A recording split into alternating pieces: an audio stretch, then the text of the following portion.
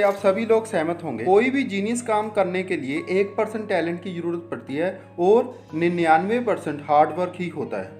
दोस्तों, आप मुझे चाहे जीनियस माने या ना माने, लेकिन मैं आपको ये बात बता देना चाहता हूँ कि कोई भी वीडियो बनाने के लिए बहुत सारा हार्ड वर्क करना पड़ता है। इसलिए अगर आपको मेरी वीडियोस अच्छी लगती हैं तो उन्हें लाइक, कमेंट और शेयर करना ना भूलें और मेरे चैनल को सब्सक्राइब और बेल आइकन को भी प्रेस करें। नमस्कार दोस्तों, मैं हूं हनी आजाद advocate, Hoshiarpur, Punjab.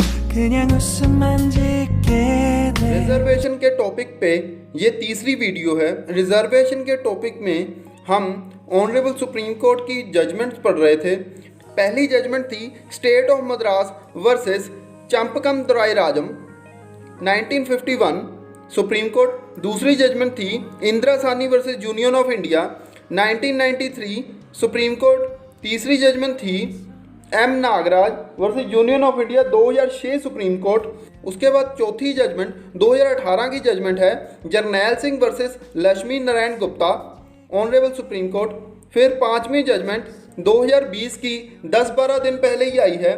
Date of decision है इसका 22 अप्रैल 2020। ये पांचवी जजमेंट है Chebrolu Leela Prasad Rao versus state of Andhra Pradesh. ये 5 जजमेंट का नाम लिया था मैंने। अभी हम state of Madras versus Champakam Dorairajan की जजमेंट पे हैं। तो इस जजमेंट में हमने 1927 का रिजर्वेशन का इतिहास पढ़ा था, जिसमें 4 मेडिकल कॉलेज और 4 इंजीनियरिंग कॉलेज की बात की थी। इसमें सीट्स की एलोकेशन की बात की थी कि कितनी सीट्स किस कम्युनिटी को मिलेंगी। तो हमने देखा कि ब्राह्मण्स के लिए सिर्फ 28 सीट्स ही बचती थी। देखिए, यही महानता है इंडियन कॉन्स्टिट्यूशन और इसके फ्रेमर्स की, खासकर डॉक्टर BR अम्बेडकर की। हमने इन दिनों देखा कि कुछ लोगों ने इंडियन कॉन्स्टिट्यूशन की परत को जला दिया। ये state of Madras versus Champakam Dorairajan उन लोगों के लिए नसीहत है कि इंडियन कॉन्स्टिट्यूशन ना सिर्फ दलितों के लिए है, बल्कि श्रीमती चंपकम दोराई राजम नाम की एक ब्राह्मण लेडी ने इसका पूरा इस्तेमाल करके ऑनरेबल सुप्रीम कोर्ट से अपने फेवर में जजमेंट लिया था। इस state of Madras versus Champakam Dorairajan का अध्ययन करते हुए हमने देखा कि आर्टिकल 13 हमने पढ़ लिया। उसके बाद आर्टिकल 15 क्लॉज 1 पढ़ेंगे। पिछली वीडियोस में हमने फंडामेंटल राइट और डायरेक्टिव प्रिंसिपल्स का मीनिंग और डिफरेंस देखा था। इनमें कुछ सिमिलैरिटीज़ हैं, वो भी देखी थी। आर्टिकल 13 को हमने डिटेल में किया था। अब आर्टिकल 15 को पढ़ेंगे, लेकिन आर्टिकल 15 पढ़ने से पहले मैं आर्टिकल 15 के ऊपर एक मूवी बनी है जिसका टाइटल ही आर्टिकल 15 है, उसकी एक छोटी सी क्लिप आपको दिखाना चाहूँगा।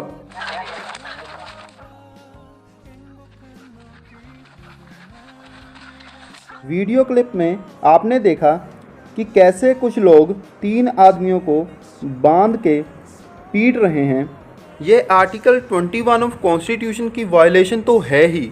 इसके साथ आपने देखा होगा कि क्लिप में बहुत सारे लोग वीडियो बना रहे हैं और अपनी वो नैतिक जिम्मेवारी कि पुलिस को बताएं या प्रशासन को बताया जाए कि कुछ लोग ऐसा 3 लोगों को पीट रहे हैं, वो अपनी जिम्मेवारी नहीं निभा रहे। पहले हम आर्टिकल 21 को देखेंगे, बाद में मैं आपको कोड ऑफ क्रिमिनल प्रोसीजर के रेलेवेंट सेक्शन बताऊंगा। यहाँ पे ये लिखा है कि आम लोग जब भी कोई कॉग्निजेबल ऑफेंस होता हुआ देखेंगे तो वो पुलिस को ज़रूर बताएंगे। दोस्तों, आर्टिकल 21 कहता है no person shall be deprived. Deprived का मीनिंग है कि किसी को वंचित नहीं किया जा सकता। No person shall be deprived of his life और पर्सनल लिबर्टी। तो किसी को उसकी ज़िंदगी और उसकी पर्सनल आज़ादी से वंचित नहीं किया जा सकता, except according to the procedure establish by law.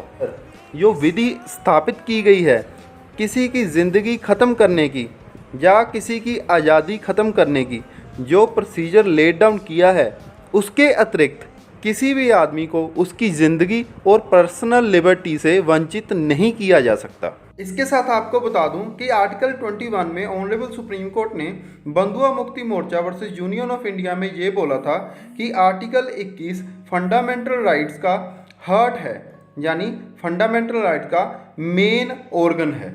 इसके अलावा जस्टिस भगवती जी ने इसी जजमेंट में बोला था कि एक आदमी को ह्यूमन डिग्निटी के साथ जीने का पूरा अधिकार है और उसका ये फंडामेंटल राइट है, और एक्सप्लॉयटेशन से फ्री ज़िंदगी जीने का उसको पूरा हक है, ये उसका फंडामेंटल राइट है। उसके बाद दोस्तों ऑनरेबल सुप्रीम कोर्ट ने आगे बढ़ते हुए NHRC versus state of Arunachal Pradesh के मामले में 2006 में ये कहा कि state cannot permit anybody or group of persons to threaten other person or group of persons. ठीक है, मतलब कोई भी व्यक्ति या कोई भी व्यक्ति का समूह किसी दूसरे व्यक्ति या किसी दूसरे व्यक्ति के समूह को डरा धमका नहीं सकता। तो यहाँ पे तो डराना धमकाना तो एक तरफ, वो तो उनको बांध के पीट रहे थे। तो स्टेट गवर्नमेंट की ड्यूटी होती है कि ऐसे मजलूम लोगों को प्रोटेक्ट किया जाए। अगर स्टेट गवर्नमेंट उन्हें प्रोटेक्ट करने में असमर्थ रहती है, अगर स्टेट गवर्नमेंट उन्हें प्रोटेक्ट नहीं करती है, तो ये उसकी कॉन्स्टिट्यूशनल ड्यूटी परफॉर्म ना करने के बराबर होगा और अपनी कानूनन जिम्मेवारियों से भागने वाली बात होगी। अब हम उन लोगों की जिम्मेवारी की बात करते हैं जो वहाँ पे खड़े थे और क्राइम होता देख रहे थे और अपने मोबाइल से उस क्राइम की वीडियो निकाल रहे थे और पुलिस और प्रशासन को इन्फॉर्मेशन नहीं दे रहे थे।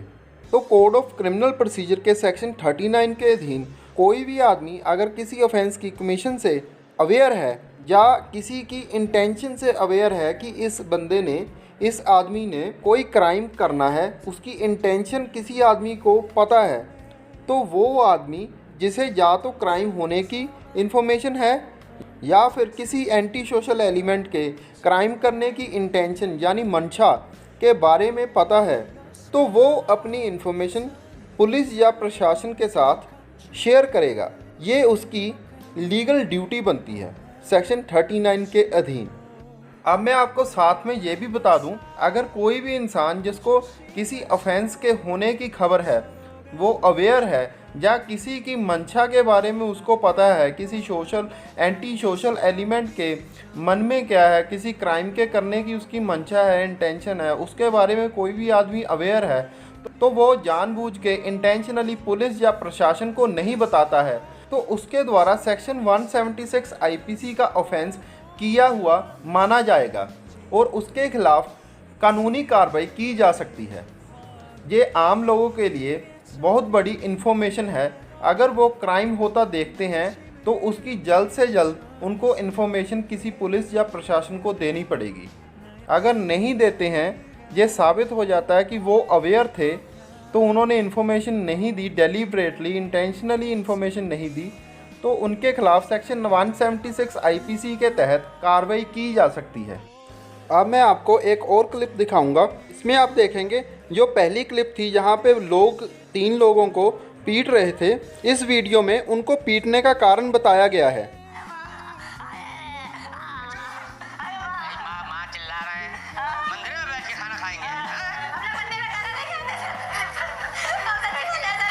आपने देखा, जिस ऑफिसर को ये पता करना था कि इन लोगों को किसने मारा है, उस ऑफिसर की जिम्मेवारी बनती है कि जिन्होंने उनको पीटा है उनको गिरफ्तार किया जाए और उनके खिलाफ कार्रवाई की जाए। लेकिन वो उनको ही उल्टा डांट रहा है, कह रहा है कि मंदिर में जाके खाना खाओगे।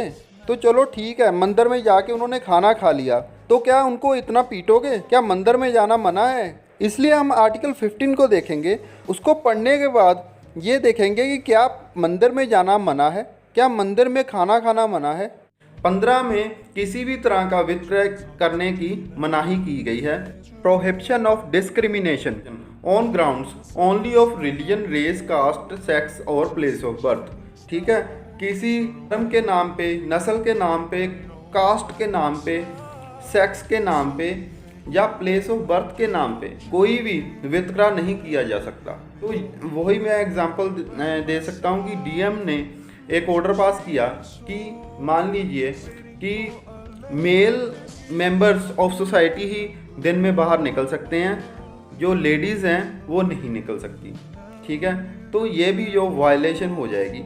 यहाँ पे जो प्रोहिबिशन ऑफ डिस्क्रिमिनेशन है ऑन ग्राउंड्स ऑफ सेक्स, उसमें जो फर्स्ट क्लॉज है इसे हम पढ़ते हैं, the state shall not discriminate against any citizen on grounds only of religion, race, caste, sex, place of birth और एनी ऑफ देम। ठीक है, समझ में आ गया। स्टेट जो सरकार कोई भी डिस्क्रिमिनेशन नहीं करेगी।